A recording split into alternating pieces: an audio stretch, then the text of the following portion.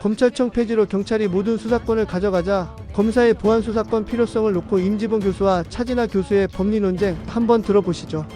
이번에 수사권을 경찰에게 주고 검사는 기소권을 담당하면서 검사에게 반드시 경찰의 수사에 대한 보안 수사 요구권은 줘야 됩니다. 네. 그런데 검사에게 경찰의 수사에 대한 보안 수사권을 주면 이번에 개혁도 실패한다. 왜냐하면 검사가 보안 수사권을 가진다는 것은 공소청 내에 검사가 다시 보안 수사라는 이름으로 수사를 한다는 거냐.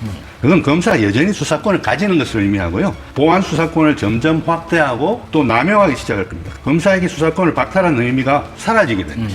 경찰의 수사권도 남용될 수 있어요. 검사에게 보안 수사 요구권이라는 건 반드시 줘야 된다고 생각합니다. 반드시 줘야 경찰에 의한 수사권 남용을 검찰이 견제할 수 있게 되는 것입니다. 보안 수사 요구권을 줬더니 뭐 수사가 뭐 한없이 지체되고 그런 문제가 있더라. 그런 문제점이 있다고 해서 보안 수사 요구권을 반대해서는 안 됩니다. 보안 수사 요구가 있으면 즉시 보안 수사가 이루어질 수 있도록 그런 것은 세밀하게 그러한 제도적 정치들을 다듬어가면 된다고 생각합니다. 예. 보안수사 요구권에 대해서 구속력을 인정 안 하는 게 문제인 것입니다. 보안수사 요구권을 주느냐 안 주느냐로 핵심을 흐리시면 안 되고요. 그러니까 제 이야기도 보안수사 요구권의 구속력을 두는 방향도 교수님 한번 교수님 말씀하실 때 말을 안 끊었습니다. 제 말 기회를 말하는데 말을 굉장히 길게 하시잖아요.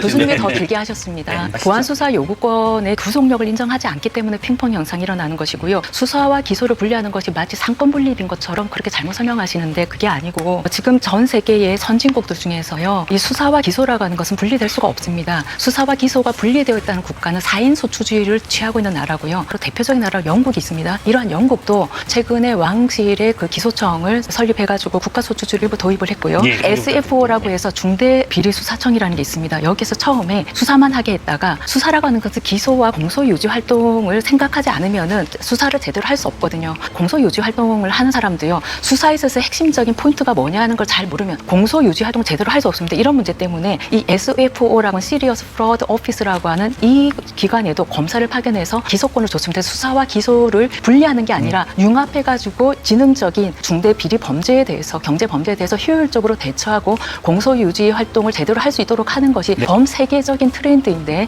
마치 수사와 기소가 권력 분립인 것처럼 이렇게 호도하시면 안 된다 이렇게 말씀드립니다.